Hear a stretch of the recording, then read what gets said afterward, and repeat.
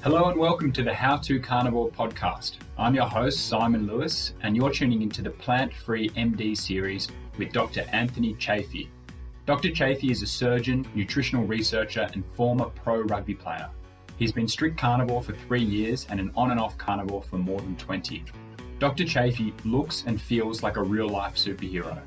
If losing fat, building muscle, finding focus, and getting the most out of life is important to you, you're going to love the Plant-Free MD series.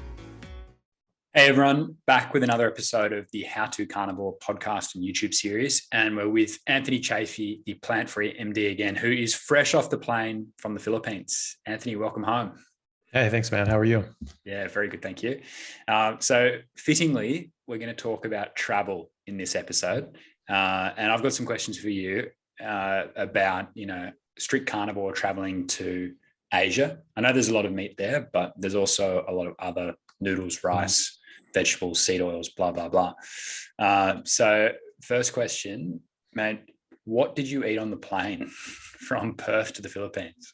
Yeah, well, in this case, I didn't eat anything really. So sometimes when they'll obviously serve things that are mixed and you can request a vegetarian diet.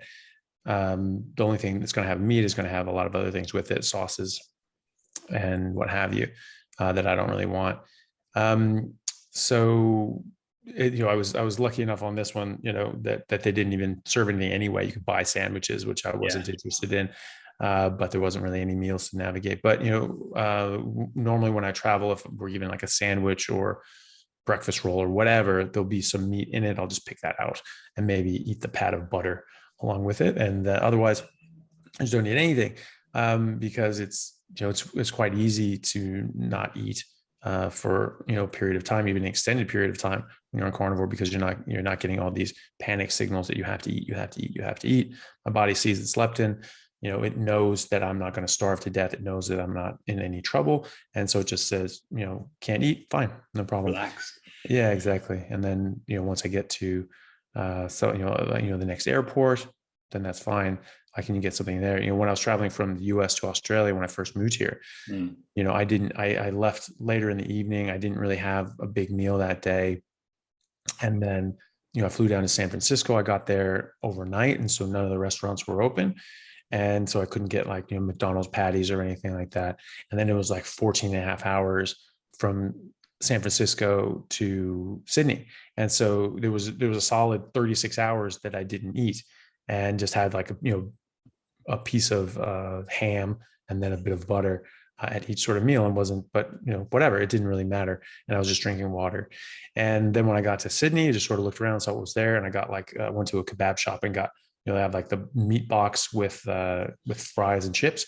Yeah. I just said, can you just get rid of the fries and chips and just fill it up with meat? The guy was so excited. He's like, you just want meat? And I was just like, yeah, just meat up. He's like, yeah, we can do that. And he's like, do you want chicken or lamb? I was like, can I get both? He's like, yeah, you can get both. Like, your best friend. So, yeah, he just thought it was the coolest thing.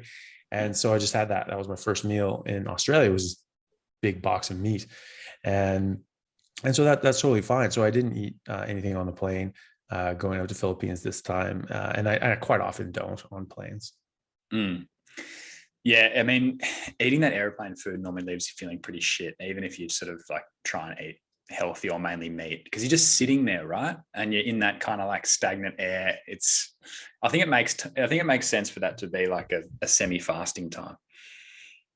Yeah, and it's that's the great thing too, that I find with my work as well, is that I don't need to eat at set points during the day. I don't have to eat 3-4 times a day. I don't get into trouble if I don't even eat that whole day or night, if I'm stuck working or traveling.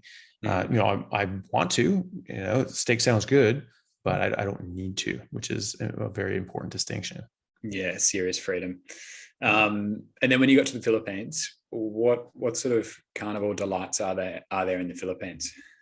Yeah, well, basically everywhere you go, there's going to be some sort of meat option. I mean, I even know people and work with people over in India, which is very big vegetarian sort of culture, but they're ovo-lacto vegetarians. They generally do drink milk or cheeses, ghee and eat eggs, but then quite a lot of people eat meat, even the Hindus. So there are going to be options available, and it's just like in any Western country, when you go to a restaurant, you just need to ask not to put on sauces, not to have the onions and the garlic and all the other seasonings put in with it, and you just say, can I just get the meat part of this? So that's mostly what I did. They have they sort of different cultural tastes, so they eat a lot of pork there, which I like. It tastes good. And so that was a lot of it. They have lechon, which is like a whole roast pig, and where the skin's like the whole thing's crisped up, and it's just perfect. It's so nice. And then they have goat as well, which is another one. Beef is available, but it's not as readily available as it would be like in Western countries. So yeah, I imagine it wouldn't be the same quality of beef as we have here. Well, actually, it's a lot of it's what they import from Australia. Oh, right. So so a lot of they'll get Australian beef and New Zealand lamb, and so they'll get that up there, and then the local meats would be like pig and goat as well, and chicken. Do you get around like the McDonald's patties when you're at an airport, or sometimes there's boiled eggs at airports as well? Yeah, quite often. Yeah, that's quite often my go-to is the McDonald's quarter pounder or Angus beef patties, because you can just order a stack of those, and you're just getting meat, and something that not everyone knows. A lot of the fast food places are vilified, and some for well-deserved reasons, but when a lot of the plant-based vegan proponents say that, oh, it's actually really poor quality meat, it's really horrible, like Kentucky Fried Chicken, they call it KFC now because they can't legally call it Kentucky Fried Chicken because they're not actually chickens. They have those genetically freaks, and they have like 8 different legs and 13 wings. Such an exaggeration. Yeah, well, it's just a flat out lie is what it is. And KFC doesn't make their own chickens. They buy them from people who produce chickens. They buy them from slaughterhouses and farmers, and in massive quantities. And in fact, I've spoken to people who work in this industry, and it's Kentucky Fried Chicken. You actually get the highest quality chicken because they are the biggest buyers of chicken. They buy the most chicken at any given time, and so they get the lion's share. They get the first choice, and so they get the top quality chickens, and that's what they get. So it's actually very, very high quality. It's just, dunking it, in a bunch of batter and then deep frying it in seed oil. That's where the issues turn up. Yeah. The chicken itself is actually great. But, McDonald's, they say there's all these sort of problems, but they actually don't support that with any real evidence. And the quality of meat and the treatment of these animals is actually quite good. And so when I'm traveling, that's something that I consider, because sometimes you go to different countries and maybe the way they treat animals is pretty piss poor and or even quite abhorrent. And so if you don't have, in the West, we have a lot of laws that protect animals, and rightly so. You have certain conditions, you have to keep them and care for them, and then when you process them, there are certain things that you have to do to make that as humane as possible. There's no nice way to kill something, but the ways that we have in the Western slaughterhouses with pneumatic hammer or electrocution are as close to instant as we have ever come. And it is bang fast. And so there's no nice way to do it, but if it's going to be done, that's at least something that we can do, is make it as clean and humane as possible, which is what we do. Not all countries have that. And so you do have to be cognizant of that. One thing I like about McDonald's, and I've spoken to ranchers and farmers in Ireland when I was living there who worked for McDonald's, and they were saying that McDonald's is extremely exacting. They don't just randomly source, oh, we'll get meat from this guy and flour from that guy and whatever from this guy.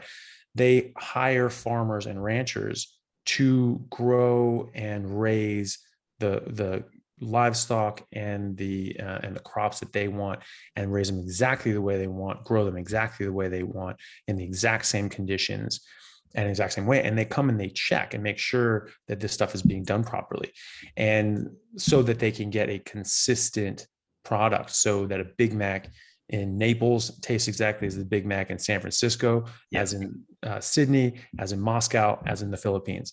And that's because they are very, very careful about how they source these things.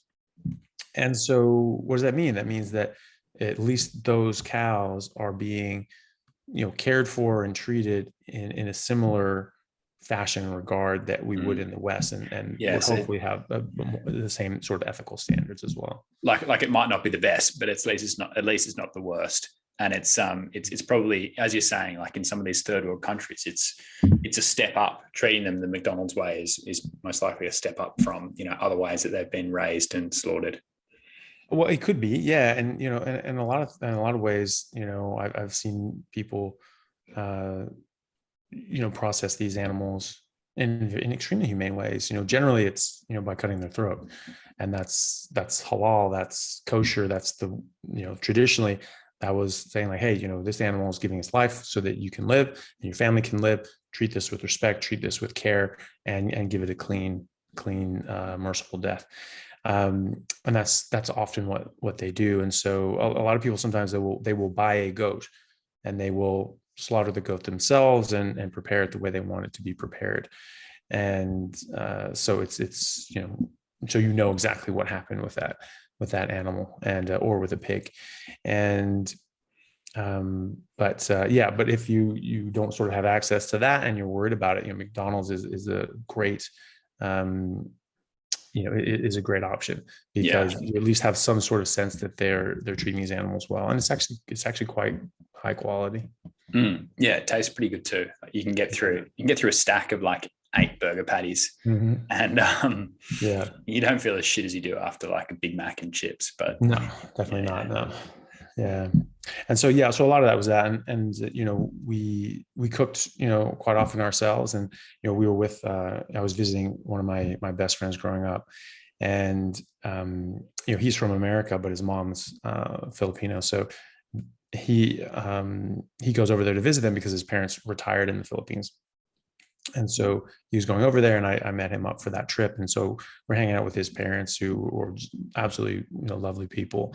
And I haven't seen them in like 15 years. And so it was really nice to see them. And I met a lot of his extended family, uncles and aunts, cousins as well. And so a lot of times we were, doing big group cooking events. And, the difference being that, some of the dishes, they just left off the seasonings, you just had like salt.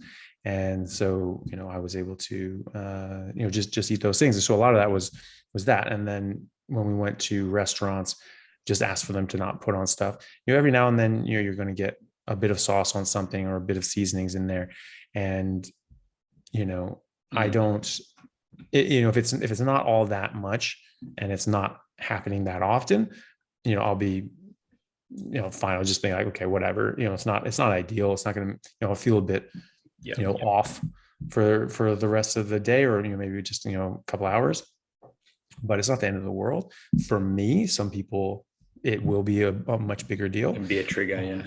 Well, it can be a trigger for something else, but it can also, like, if they're healing from autoimmune issues, they could just be much more affected by that. Even like the joints and knuckles in my right hand are much more stiff and just a little painful, now. And that's, I had some of this stuff that it wasn't ideal, and I've got a bit of aches and soreness that'll go away in a couple of days, and when you're traveling, maybe you don't have, as many options as you would at home. And so, I don't get overly anal about it. Yeah. But, I do try my best. And so, there's a lot of things that had a little bit of something in it. It's just like, okay, whatever, I just sort of got off as much sauce as possible, but maybe they had a marinade before they cooked it and they just didn't add extra sauce on it afterwards. And I just said, okay, I'll have it without the sauce. And so that's fine. Sometimes you have to do that when you're traveling, but by and large, I was still able to get, pretty much everything the way I wanted it, which is great. I mean, clearly the Filipinos prioritize meat. You said they're really into their pork and their chicken as well. So, that's often when you go to other cultures, you realize that their most prized food is meat and animal products. Yeah. And it's like a nice reminder that those foods are, where it's at. Yeah. And sugar for the Filipinos. Really? Oh my God. Yeah. Well, like they add sugar or like Coca-Cola? Everything. They add sugar to everything. I asked for some butter we went to a wet market, which is just, you have a whole bunch of seafood there. It's all fresh cod, or even, some of the stuff that is in tanks, like, lobsters, crayfish, or what have you. And, and that's great. And you just sort of pick and choose what you want. And then they take that next door to a restaurant, and the restaurant just and you point on the menu how you want them to prepare it. Pretty cool. Yeah, it is pretty cool. And so, I just had them, sort of grill up most of it, or sort of fry it up. And I just said, I don't want any seasonings. I just want butter on the side. They brought this thing. It was like a toxic orange, and I didn't know what the hell it was. It had a weird ass smell. And they were just like, oh yeah, it's just like butter with some garlic. I'm like, garlic's not orange, and it doesn't glow. And so I sort of like tried it, and it was very, very sweet, and like syrupy sweet. And I didn't know what the hell it was. And so sort of tried it. I'm like, that's not, just not butter and garlic. Yeah, certainly.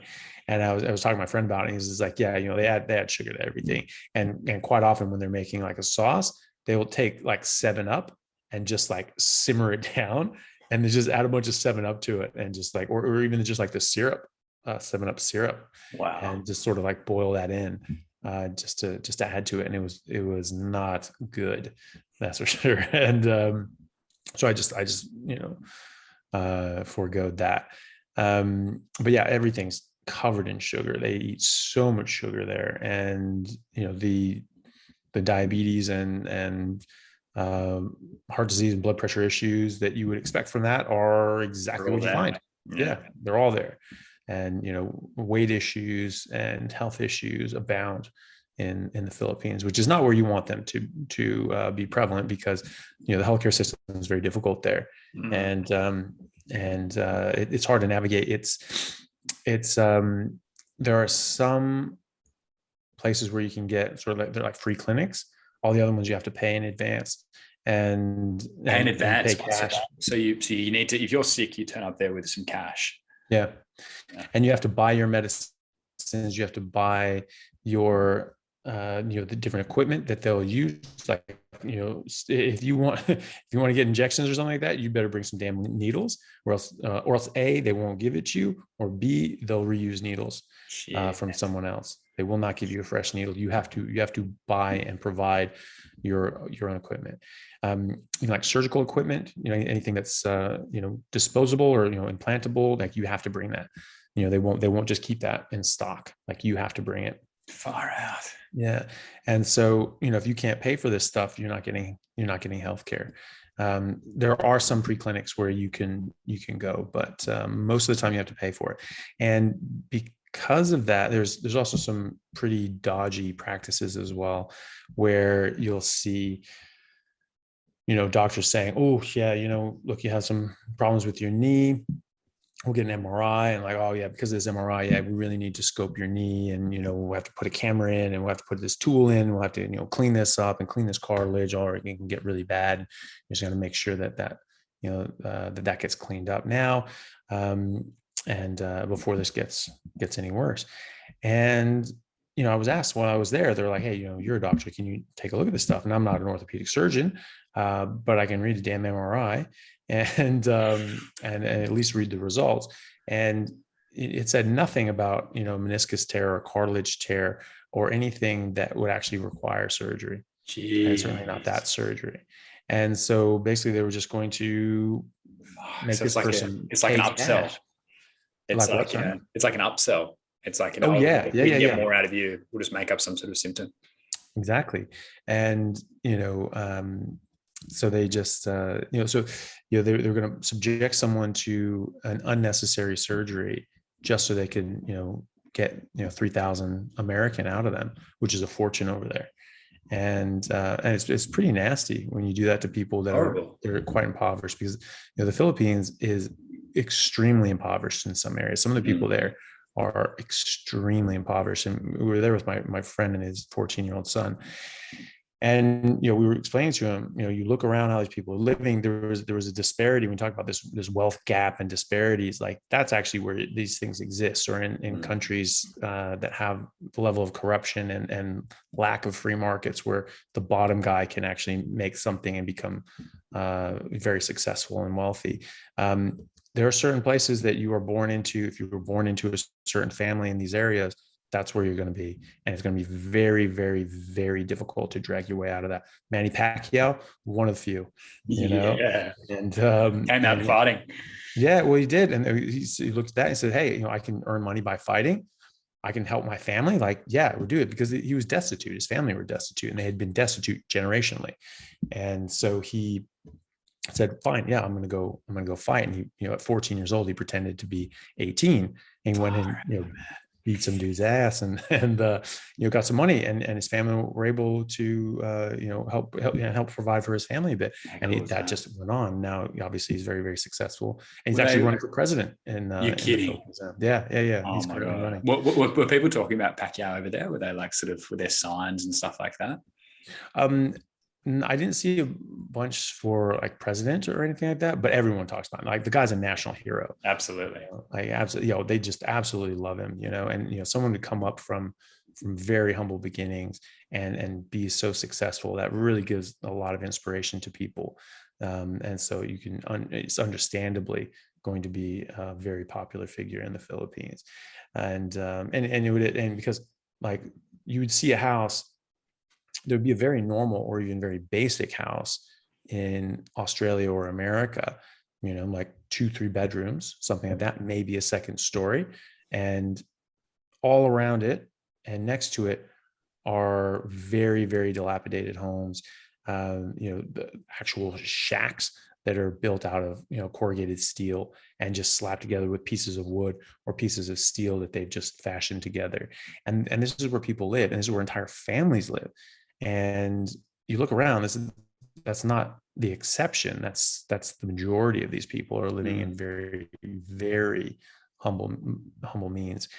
And, we were talking to my friend's son, and it was just like, you look around, this is actually, most people on earth, live closer to this than they do in America or Australia. We and it's, there are a lot of reasons for that, and see the reality of that, and understand that in the West there are certain things that we do that actually benefit everybody's life much, much better. And some of these people that were living in these gorgeous houses as compared to everyone else, that would be a very, very median standard in America or Australia. There was there's this statistic from Thomas Sowell that I read in one of his books that he got from another guy, from an economist down in Mexico, where the poverty class in America, like the lowest 20 percentile in America, that was equivalent to the upper middle class standard of living in Mexico. Yeah, wow. And equivalent to the median standard of living in Europe, right? All of Europe. So that includes Eastern Europe as well. So it's not just England or France, it's all of that combined. So the median standard of living was equivalent to the lower 20th percentile in America. So there are things that puts things in perspective.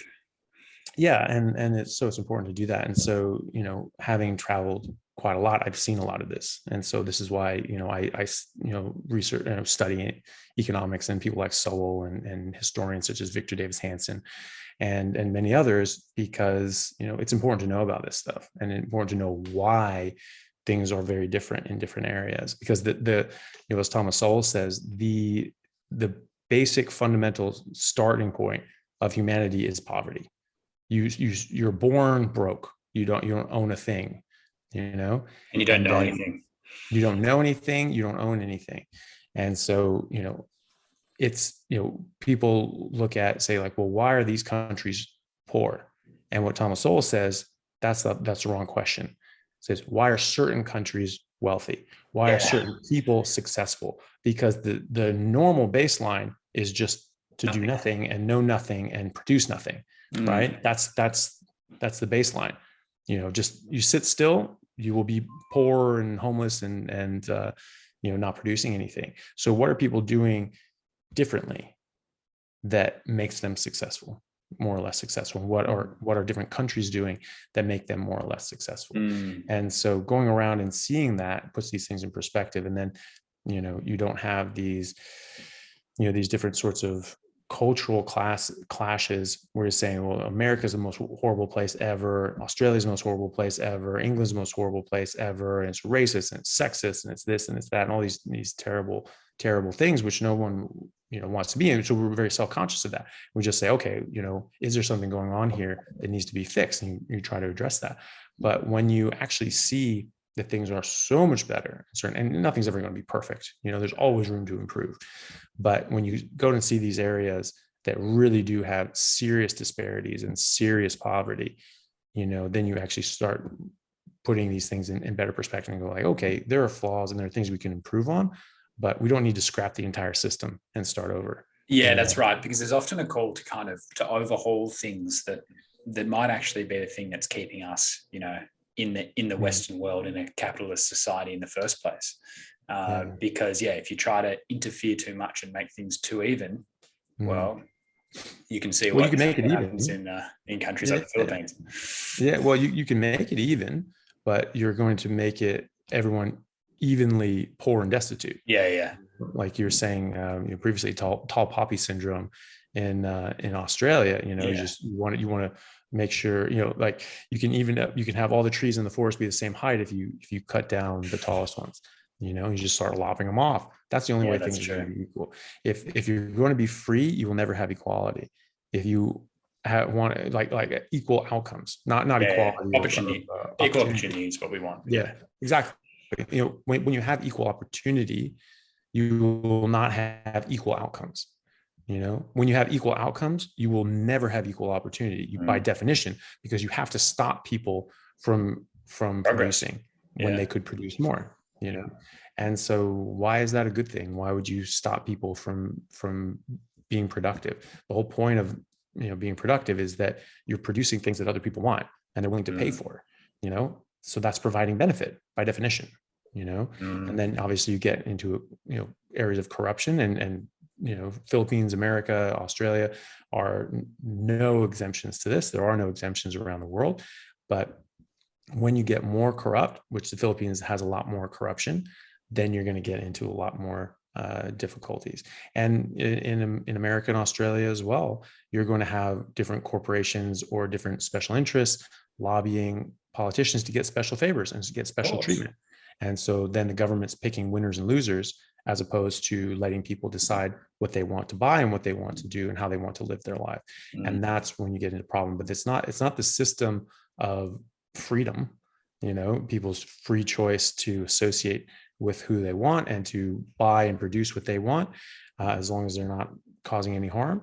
The problem is the corruption of that and forcing people down one path or another based on their own personal designs.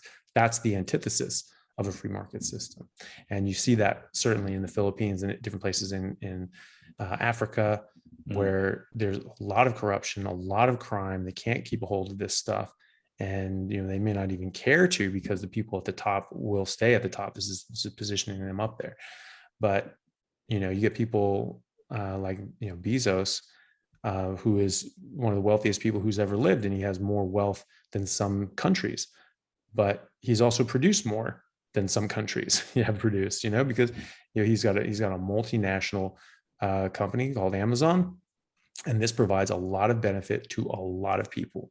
And when you do that, you are going to be successful. And as you were sort of alluding to before with the Thomas Sowell comment, like, if you want to make things even by sort of chopping someone down like Jeff Bezos, the outcome is not that we all go up to meet him on the billionaire stats. The outcome is that somebody like Bezos comes crashing down to to our level or to a Filipino's level. It's not tearing those people down doesn't make things. It might make things more equal, but it doesn't give you a better outcome. That's for sure. Yeah, and it's only going to be certain people that are going to be equal, because there's going to be people in charge that control everything. Yeah, And absolutely. they certainly aren't living equally. They certainly aren't living in the shanties. They certainly aren't subject to these rules. They are making their own rules, and they are living quite well at the expense of everyone else. Yeah, and that's the grift, right? Because it's not that you're trying to make things equal for everyone. It's just you're trying to get a lot of power, and you're trying to take away from people that produce and make that yours. And then you're in control and you're in charge. But that's the thing too, is just like, you aren't the one who created it. You're not the one who's able to run it and do it well. So right. You haven't earned it, so you don't know how to run it. Yeah. And so when the governments take over these enterprises, they end up going pretty poorly.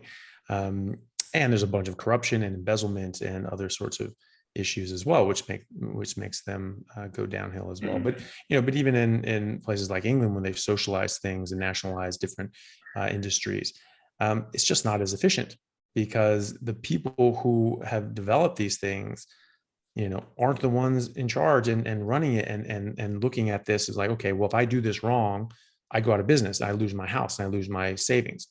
Okay. But if the government just runs it into the ground and wastes a bunch of money, well, we just raise taxes. We'll just take, that's it. I know. The politicians still get paid. Yeah.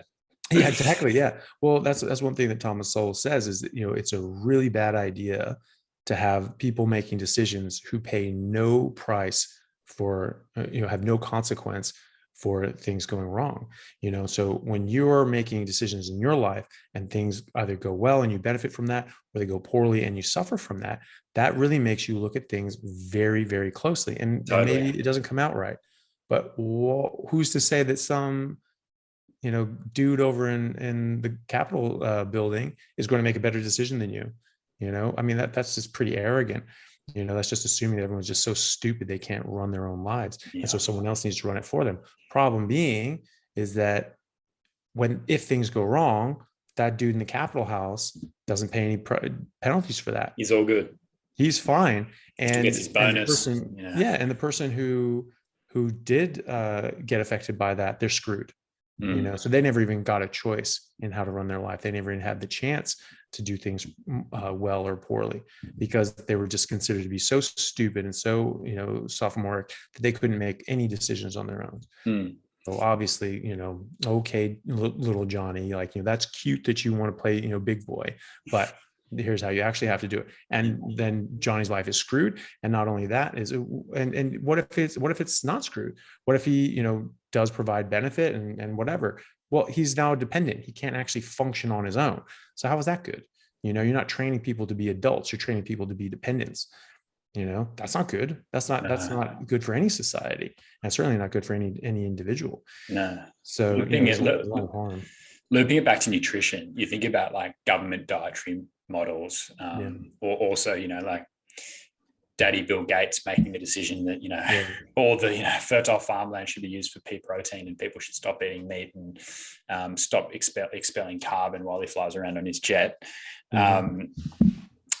Why would you let somebody else make the decision for you on, on what is best for your health? And I think within the carnivore community, everyone's pretty aligned on that, in that we're working out what suits us and what's, and what we actually know to be true. And you got to back yourself, right? Yeah. Well, that's the thing, right? Is that, you can trot out any number of studies, and, there are ways of looking at studies to see if they're crap or not. But either way, not everyone can do that. And you can get studies that say anything. We were talking, off camera about, a study that people were discussing about canola oil and how, maybe it's, being vilified unfairly. This study concluded that, well, actually, when you put people on canola oil and replace different oil, who knows what else they're eating and drinking and doing in their lives. You don't know. These epidemiological studies aren't great just for that reason. But this thing, showed that, when people were eating more canola oil than other vegetable oils or plant oils and even saturated fats, that, you improved your cardiac risk factors, such as total cholesterol and LDL cholesterol. So they're saying, well, this is actually good. Maybe canola oil is actually good for you and is providing benefit. But, you know, the salient point there is that, you know, those aren't risk factors. No. So, you know, reducing your cholesterol, reducing your LDL in multiple studies has been shown to actually increase heart disease, increase heart attack, increase stroke, increase cardiac related death. So that's not what we want. And so that's not an end result we want. And so that's not a you know, something that I'm interested in. And, you know, when you have people, you know, just, you know, talking about these things, you can talk about all sorts of studies that say anything, but what is it doing for your life? You know, and, you know, why would you trust your own eyes? Why would you trust your own body and your own health? You know, if you have rheumatoid arthritis, you know, and you stop eating vegetables and vegetable oils and sugar and grains and just start eating meat, and you stop having rheumatoid arthritis, and that goes away clinically and radiographically. No. But obviously that couldn't be happening. Because, where's the study? You know, it's bad for you. Yeah, exactly. Where's the control study? Okay. You know, there are studies that show a lot of these things, but, you know, at the end of the day, like, who cares? Who gives a shit? Trust your instinct. Yeah, exactly. Do what works for you. Well, but not even trust your instinct. Like, trust the fact that the rheumatoid arthritis is gone. Yeah, you know, I have so many people, you know, coming to me, sending me messages about, you know, how thankful they are, how grateful they are that I've said these things, because they have a Crohn's or ulcerative colitis, and they've gone on a carnivore diet, and in 2-3 months, it's gone. You know, and this is not subjective. This is objective. They're getting colonoscopies and they're getting biopsies of their tissue, and they're finding no signs of inflammation, no signs of Crohn's or UC. Okay, that is a hard fact. You know, that it doesn't matter what your argument is. That's what matters, is what is actually happening in the real world. And I say this a lot, but I will keep saying it because it's important. You know, like what Richard Feynman said, it doesn't matter how brilliant your theory is, and it doesn't matter how smart you are. If it doesn't agree with experiment, it's wrong. And so when you have someone with Crohn's and ulcerative colitis and you say, no, meat's really bad for you, eat a bunch of plant-based crap, and your Crohn's and ulcerative colitis gets worse, that's wrong. When you stop eating all that shit that they tell you to eat, and you start eating the things that they tell you not to eat, and it goes away, that's clearly correct. You know? And so at least something is happening. It may not be, you know, what I'm saying it is, but it's something. Something is happening there. Something is going on there, and it is helping these people.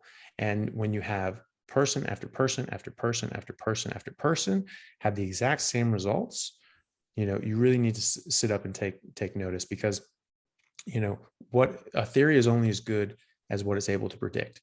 And when I have someone who comes to me with Crohn's and ulcerative colitis, or with Hashimoto's, or with rheumatoid arthritis, and they say, well, is this going to help me? And I say, if you go strict meat and water, in 2 to 3 months, you will not have your issue anymore. It will be gone. And they do it, and it does. It works. Yeah. Every time, every damn time. I tell you what, this has just got me thinking. It's got me thinking about Rivero, which is Sean Baker's company, and thinking about, I mean, how big of an impact could Rivero potentially make?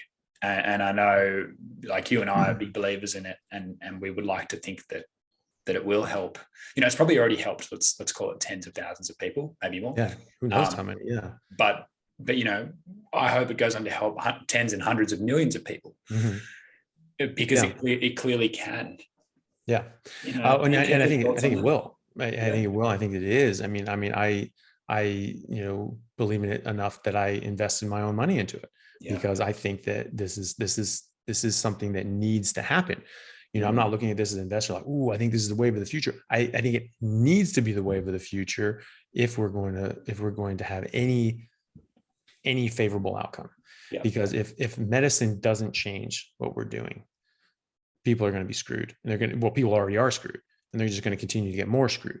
If we have any hope of getting people well and actually living normal, functional, healthy lives, then we need to go to a model like Rivero, where it's actual preventative medicine, where you actually say, hey, let's address why you're sick, as opposed to just putting a Band-Aid on it and just pretending it's not there.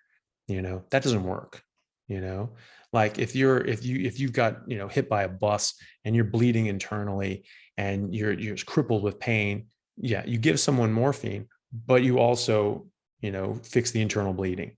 You don't just go like, oh, are you in any pain anymore? No, I feel fine. Okay, job done. And then you just let them bleed out on the table. That is not enough. You have to, maybe you help them symptomatically. You have people with diabetes or heart disease and high blood pressure issues. Yeah. While you're healing them, while you're addressing the underlying issue, maybe there are medications that are going to benefit them until the underlying cause, the root cause is addressed. But you need to be addressing the root cause. You don't just give someone, blood pressure medication for the rest of their life. You address some people do, and what they do. But what you should be doing is addressing why that person has high blood pressure. And there are reasons for this, and there are some reversible reasons. And there's some that people think like, oh, well, this person just has high blood pressure. We don't know why. Well, actually, we do know why now. And a lot of these cases is because of insulin resistance. And when because insulin can affect the contractility of your vessels. And so if that's not responding to insulin, that's not going to be going anywhere. And so that's just going to stay rigid. And then that means pressure is going to go up because it can't expand and reduce the volume. So when you're not insulin resistant, you get rid of that insulin resistance. Now, all of a sudden, this can expand, contract appropriately, and your blood pressure will be normal and it will normalize. And so you're not just, putting a patch on it and pretending that the leak's not there. You're actually fixing what's going on. And so I think that's it, absolutely vital. I think that is medicine. Mm. Yeah, there we go. That's a cool point. Yeah. And that is medicine, actually getting to the root cause and healing people, right? It's not just prescribing stuff. Yeah, exactly. And so, you do need to address these underlying conditions. And that's something we've just completely lost sight of in the last 40 years of chronic disease, is because, we just didn't sort of know, oh, we're seeing more of these diseases. And then people just dismiss that. And instead of saying, okay, what are we doing wrong? What are we doing differently here? They said, it's probably always happening. And we just didn't notice it, which is so stupid. I mean, it's just wrong. We've been keeping very close statistics. Hey, Da Vinci was an idiot. Yeah, exactly. That guy couldn't notice anybody with coronary heart disease. Really? That guy dissected hundreds and hundreds of people. Yeah, Marcus Aurelius. All you think about the incredible people in history. They were done. Yeah, Michelangelo. This guy, was obviously contemporary of Da Vinci. These guys, they were, had permission from the church to do dissections, because that was something they were like, no, that's you're desecrating a body, like that's not right. But they had permission to do that so they could see the underlying structures and the muscles and how things work together, so that they could make better art and more accurate art. And that was, in the glory of God and in religion. So they were given special dispensation to do that. And this is when the doctors really started actually understanding what the hell was going on, because before that you had your Galenicals, which were like the books from Galen back in Marcus Aurelius's time. And he just wrote this is the anatomy, this is all the structures, this is all this and this and this, and this is how you treat all these problems. And he said, and he was very evidence-based and experimental in his approach. But then he was quite profoundly arrogant when he said, I have discovered everything there is to know about medicine. You don't need to study this. You don't need to look into it. All you need to do is study me, and then you'll know everything. And so for 1,500 years, that's what it was. That's what Western medicine was. It was just, learning and teaching Galen. Well, mate, we almost had that with the sugar lobbyists saying that fat causes heart disease. Think about if people didn't push back on that, it just gets set in stone for 300 years, however long. Well, yeah. Well, it's still there. It's been still there for 50 damn years, and it's not. It's still not with the struggle, but still get heart healthy canola oil and low cholesterol. It lowers your cholesterol, so obviously it's good for you. And but yeah, what some people found when they actually started doing these dissections was that Galen was wrong. That these structures were actually only seen in apes and monkeys, and they all of a sudden realized, shit, Galen never actually dissected a human. And they started going through this. I'm like, these are all wrong, and that was the thing. So you have to do these dissections, and that's when sort of modern anatomical theory and knowledge actually came about. Michelangelo was one of these guys. There is a statue of this guy where he's like holding something and the pinky's just raised like this. And you look at my arm, you look right here. There's a muscle that only goes with the pinky. It only flexes when you extend your pinky. Okay. Not as profound on my arm, but yeah, I get you. And so, that in his statue, his pinky was raised like that. That muscle was contracted. Yeah, how's that for detail? That guy knew the body. These guys paid attention. And so if you're going to see a bunch of people with all these diseases that we had, they would have picked it up. Someone would have picked it up. And yet we're only seeing this now. And we're keeping close watch on this. We're keeping close statistics on it. And yet it's only popping up now. Well, were we just not paying attention before? No, we were paying close attention before. And then we just saw this spike up and people just ignored it. Just went, I'm sure it's nothing. That was wrong. There was something going on. And, I argued that it's diet, but it was something happened, something changed on a population-wide basis. And it wasn't our genetics, because that doesn't happen. That can't happen in population genetics. Anybody who, study population genetics would know that is not possible to do without massive eradication and mass genocide of a population, under very specific means, like you isolate out a specific, genetic group and you slaughter them. That's the only time that you're going to get any significant changes in any period of time in a lifetime or a few generations. It just cannot happen otherwise. And so it didn't happen. So something happened. People were paying attention, and we were paying attention, and we noticed exactly when this happened. It started increasing, and we saw it. We saw it happen in real time. And then everyone just went, I'm sure it was always happening. Why? Yeah. Were people, we just massively overhaul our statistics, taking capacity? Is that something we changed? No, it was exactly the same. Or were humans sort of born to have half of us as sick as they are currently? Do you know what I mean? Like even that kind of logic of should a human be crazy unhealthy and have heart disease at 60 years old? Well, no, it doesn't make any sense because they can't function. They can't do anything. They're sick. Yeah.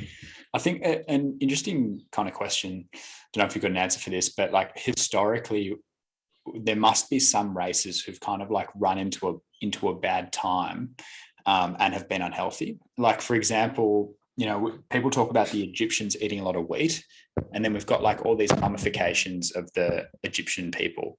And a lot of them, you can tell they've got arthritis and they had a lot of visceral fat. Have you got any kind of anecdotes of any cultures that suffered similar to that? Yeah, well, I mean, we don't even have anecdotes. We have hard evidence that the ancient Egyptians did suffer specifically from eating wheat because we have and they were a rich group of people, relatively speaking. Relatively speaking, and then there were very wealthy pharaohs and nobility there within, and we've actually looked at these mummies and subjected them to stable isotope testing. And actually found that, because the thing is that people don't always know is that everybody was mummified by and large. Most people were mummified, not necessarily everyone, but it wasn't just the pharaohs. It wasn't just the wealthy and their servants that were mummified. It was basically everyone. And so people have estimated that there are more mummies buried around Egypt today than there are people alive in the country of Egypt. Yeah, so, wow. There are a ton of these things, and we look at them and, poor, middle, upper, lower class, they look at them and they found that they were all eating the same thing. They were all eating basically the same thing as found by the stable isotope research.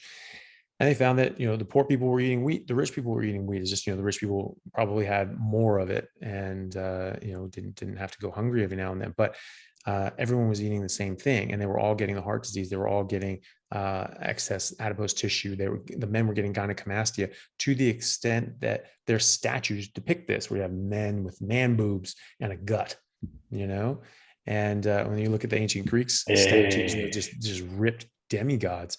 Maybe that's just artistic artistic license, or maybe it's not. License. But yeah, but it's interesting. And when you have these statues just showing man boobs, when a lot of people are probably starving, so it's not just excess food. It's excess of the wrong food.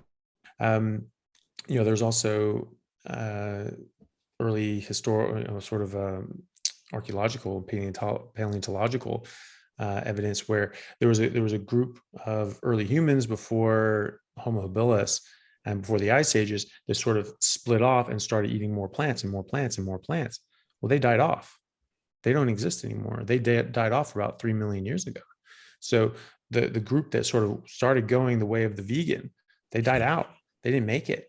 And ominous for contemporary vegans. Yeah, well, it's not going to be good. And 3 million years ago, we were much closer to our herbivorous roots than we are today. And even early humans at that time had not gone full carnivore. And the line that did go full carnivore, that's us. That those are who we descended from. And so you'll see there was a Harvard study as well, more recently than that, that looked at dental health in the Inuits living traditionally, not living in cities and eating a bunch of nonsense, but actually eating traditionally and just eating meat. And then they looked at that with a group living rurally in the Yucatan Peninsula, and they were eating a lot of plants. They weren't eating processed food. They weren't eating a bunch of sugar and crap. They were eating plants in the forest by and large, and they were eating meat as well, because you simply can't survive without meat in some extent. But they were eating a lot of plants. And the Inuits not eating any plants. And this dentist that was doing this, I don't know if he's a professor of dentistry at over there, or just whoever was running the study, but he said that in his entire career, he had maybe seen 10 perfect teeth. And in the Inuits they studied, every single one except 2 teeth were perfect. And they looked at, hundreds of individuals. So I think it was close to 1,000 different teeth. And he said that all but 2 of them were perfect. They didn't have dentists. They didn't have dental floss. They weren't brushing their teeth, and now they do lines in the Serengeti, and yet they have their teeth their whole lives. And we're losing our teeth. They're rotting. They're getting cavities. That should tell you something. Your oral dental health, should be able to take care of itself. It's like the canary in the coal mine, your teeth, I think. It's often the first thing to go wrong. And I've conducted my own study on myself, and I had trouble with my wisdom teeth coming through. And ever since switching to 95% carnivore, they're just coming through no problem.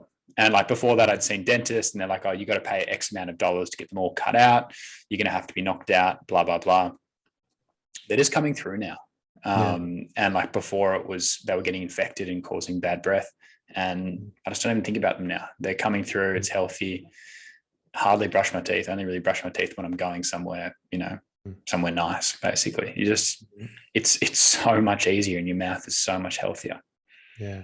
I mean, I still, sort of brush and floss, and, but I find that it's just a very different thing. Yeah. It's much easier to keep care of your dental health and oral health. And, that's something people ask me, because there are sweeteners and there are, mint and whatever flavors, and toothpaste, is that something you want? Well, it may not be ideal, but you're not going to swallow it. So it's not really going to get much into you. But there are dentists that say that you should probably just stick to baking soda, just something a bit coarse, that you can sort of wet the toothbrush, dip it in that, and you have a bit of stuff on the end, and then you just use that as an abrasive to sort of get off.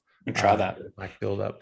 Yeah. And then that works. And so, but if you have to use toothpaste, it's not, I don't think it's as big of a deal as spinach or anything like that.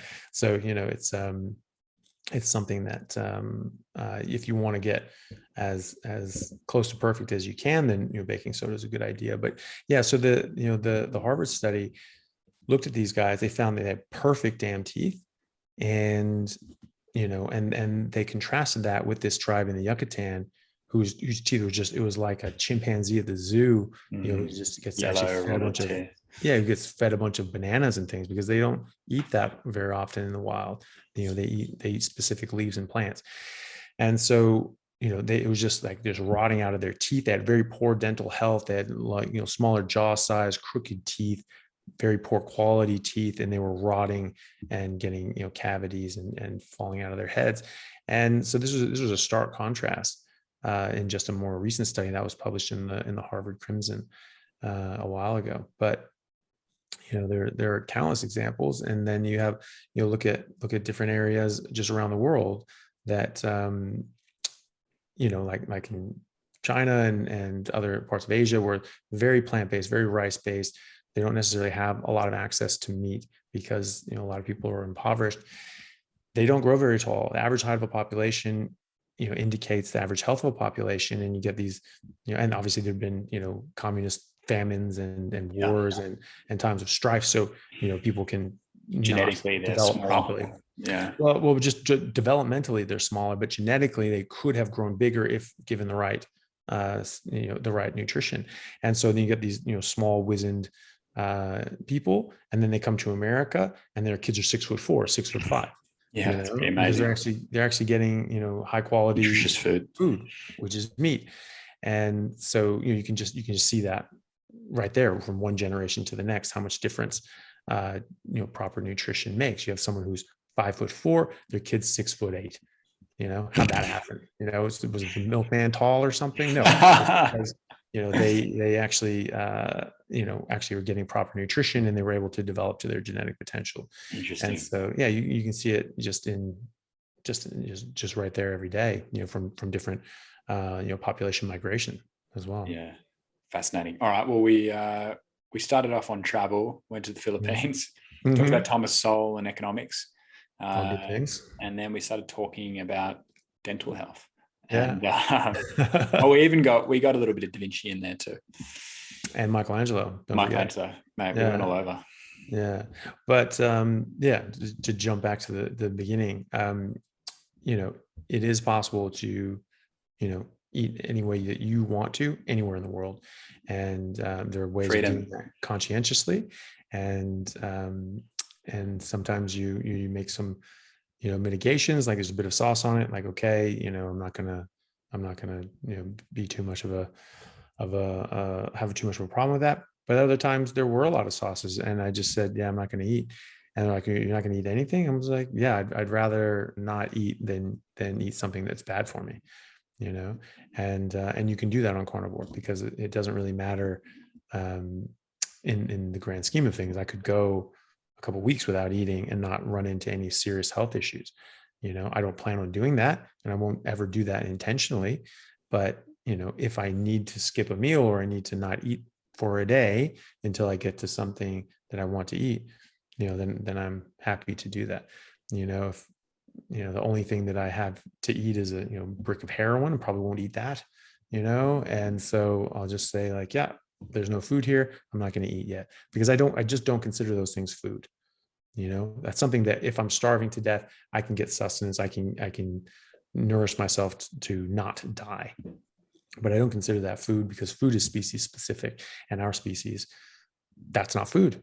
And so I don't want to just get some nutrients for the sake of that. Like, I'm not starving, I'm not in any pain, I'm not in any distress. So why would I subject myself to that? Why would I put something harmful in my body just for the sake of getting some calories in? I don't care. I have enough calories. I have fat reserves, like they exist. Even though, I'm more lean than I've been at other times in my life, I still have plenty of fat reserves. Like I'm not in any trouble. And so not eating for a day or two or 5 is not going to cause harm. And so I can certainly skip, one meal in favor of waiting and to get something else. So it's never really a problem if you just sort of, it takes a bit of effort, but life is effort, like, and things that are worthwhile take effort. So I'm willing to do that, and if other people are as well, there are things that you can do and go all over the world without a problem. Great advice. Thanks, Anthony. All right, mate, we'll leave it there. Cool. Sounds good. Let's chat again next week. Sounds good, buddy. See you then.